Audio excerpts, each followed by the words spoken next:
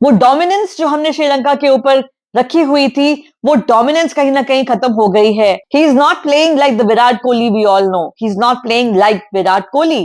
वो गार्डन में घूमने वाली हरकत करी और पता नहीं क्या स्टाइल मारने की कोशिश कर रहे थे, जो ऐसे और जबरदस्त खुशी दी है श्रीलंका की टीम ने अपनी।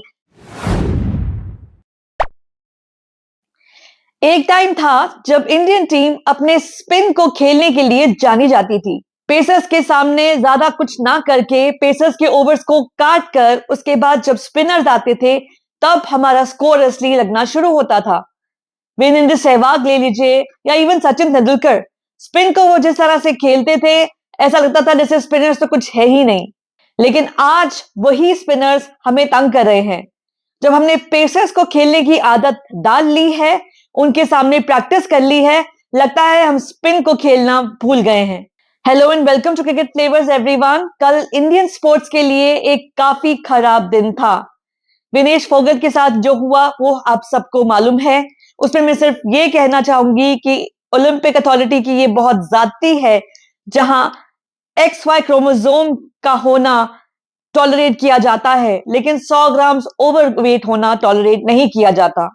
वही इंडियन क्रिकेट के लिए भी बहुत ही बुरा दिन था जब 27 साल के बाद हम श्रीलंका से ओडीआई सीरीज हार गए।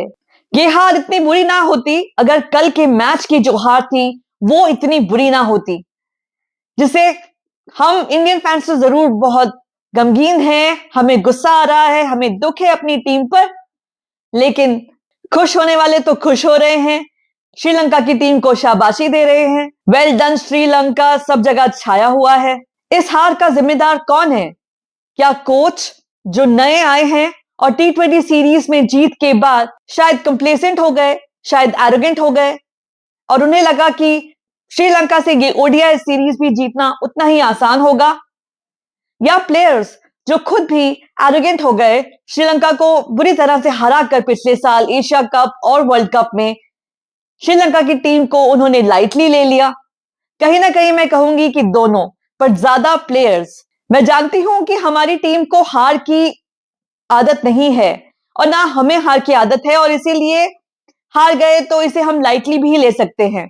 लेकिन लाइटली ना लेने वाली चीज है ये फैक्ट कि वो 27 साल से जो हम जीत का सिलसिला बरकरार रख रहे थे वो टूट चुका है। वो डोमिनेंस जो हमने श्रीलंका के ऊपर रखी हुई थी, वो डोमिनेंस कहीं ना कहीं खत्म हो गई है। और हमारे इस प्रदर्शन के बाद जो डोमिनेंस हमारी वर्ल्ड क्रिकेट में थी, वो भी क्वेश्चन मार्क के साथ जुड़ चुकी है। क्योंकि आज दुनिया की सब टीमें, वर्ल्ड क्रिकेट के हर मेंबर को ये लग रहा होगा कि इंडिया की टीम में कुछ कमियां हैं।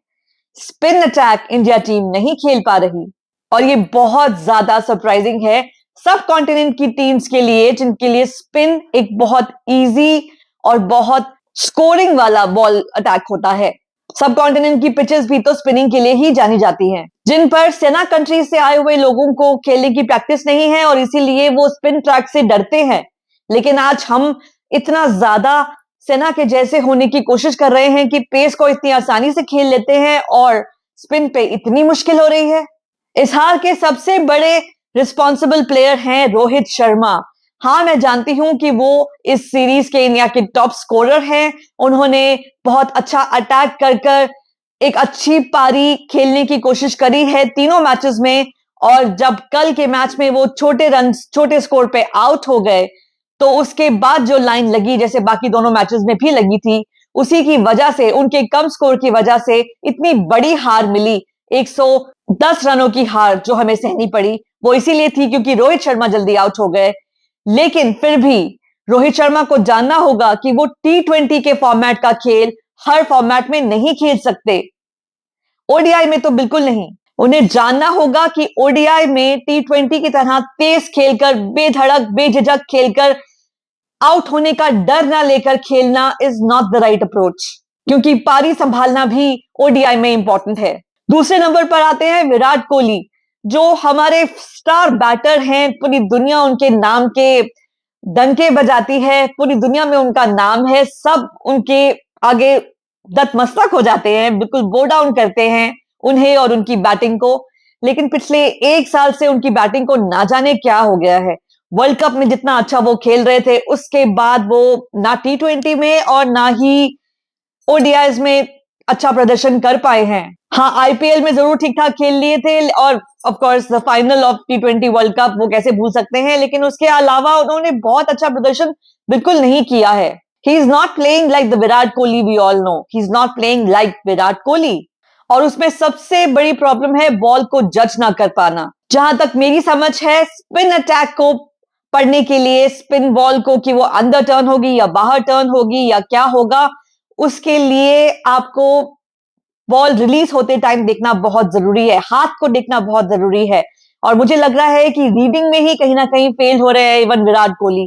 कल भी जैसे उन्होंने बिल्कुल पढ़ ही नहीं पाए बॉल को और उन्हें लगा शायद बैट लगा है और इसीलिए रिव्यू ले लिया, लेकिन जाया कर दिया रिव्यू क्योंकि बैट नहीं लगा था। और जैसे ही उन्होंने देखा कि बैट नहीं लगा था, उन्हें मालूम था कि वो आउट है एंड ही स्टार्टेड वॉकिंग। और तीसरे नंबर पर ऋषभ पंत, कल चांस मिला था कुछ करने का, पहले स्टंपिंग में वो गार्डन में घूमने वाली हरकत करी और पता नहीं क्या स्टाइल मारने की कोशिश कर रहे थे, जो ऐसे मिस कर दी स्टंपिंग, और उसके बाद खुद स्टंप आउट हो गए।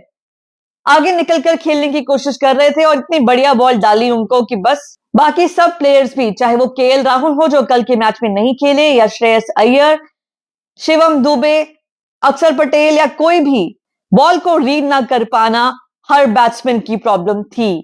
और इसका मतलब यह है कि हम स्पिन अटैक को खेलना कहीं ना कहीं भूल गए हैं और हमें इसमें बहुत ज्यादा प्रैक्टिस की जरूरत है।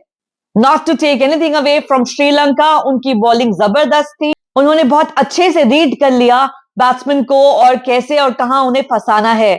श्रीलंका को तो मालूम चल गया कि एक बार रोहित शर्मा आउट होंगे तो उसके बाद बस लाइन लग जाएगी विकेटों की, इसीलिए उन्हें ही आउट करना सबसे ज्यादा जरूरी है। और उन्हें आउट करने के लिए बस उन्हें मारने का मौका दीजिए और बस वो किसी ना किसी को क्या जरूर पकड़ा देंगे। फिलहाल लगे कि बॉलिंग कमाल की थी, क्या स्पिन किया उन्होंने, कितना बढ़िया खेला। यूजुअली वो बैटिंग भी बहुत अच्छी कर लेते हैं, कल बैटिंग में नाकाम रहे, लेकिन बॉलिंग बिल्कुल ऑन पॉइंट थी, बहुत सूझबूझ के साथ बॉलिंग कर रहे थे। और इसीलिए श्रीलंका की वो टीम जिसे हम कहते थे कि India own Sri Lanka, Siraj own Sri Lanka, उसने अपना एशिया कप का बदला जरूर ले लिया हमसे और 27 साल के बाद सीरीज विक्ट्री करके इंडिया के अगेंस्ट अपने देश को बहुत खुशी भी दी है उन्होंने। यहां मैं कहना चाहूंगी कि श्रीलंका के fans, I am very happy and very proud of the fan base that Sri Lanka has. बहुत ही अच्छी फैन बेस है, अपनी टीम को कितना सपोर्ट करती है। मुझे याद है पिछले साल जब 50 रन पे ऑल आउट हो गई थी श्रीलंका एशिया कप फाइनल में, उसके बाद भी एक फैन भी स्टेडियम छोड़ के नहीं गया था, जबकि वो जानते थे कि वो वनडे T20 से भी जल्दी खत्म हो जाएगा और उनके फेवर में भी नहीं रहेगा, फिर भी अपनी टीम को चीयर करते रहे लास्ट बॉल तक। That is Sri Lanka fan for you, Sri Lanka crowd for you. और जबरदस्त खुशी दी है श्रीलंका की टीम ने अपनी जनता को, because now they will be so happy कि इंडिया जैसी टीम को उन्होंने बिल्कुल कुचल के मसल के रख दिया। So yes, India needs to work on its spin department, how to handle and play spin. Indian spinners also need to get a little better, क्योंकि इतने बढ़िया स्पिन ट्रैक पर हमारी वो बॉलिंग नहीं थी जैसी श्रीलंका की थी। इस मैच से, इस सीरीज से हमें बहुत सारे लेसन सीखने को मिले हैं। We need to learn from them and move on from this loss and become a better team that we are. Thank you for watching everyone. Have a great day. Bye bye.